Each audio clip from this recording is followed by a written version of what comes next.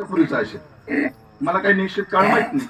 पण आमचे जे दार्शनिक आहेत हे सगळे कनाद, पतंजली, हे सगळे दार्शनिक म्हणजे आचार्य शंकर, पूज्यपाद शंकराचार्य यांचं 6वं शतक मानलं जातं. कितवं शतक? 6वं शतक, 6व्या ते 7व्या शतकात.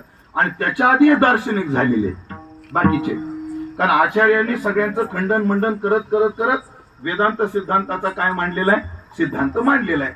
अशी आपल्याकडे दर्शन भाषेमध्ये मान्यता आहे.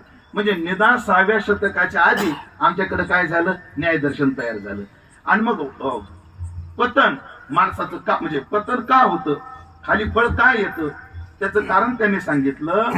पतनाच्या आद्य पतनाचं असमवायी कारण आहे गुरुत्व. त्यांनी तेव्हा सांगितलं हे गुरुत्व 2 प्रकारचं. फळ जाड असलं तरच पडतं. बारीक असे बरेच कण आहेत, ते खाली काय येत नाहीत.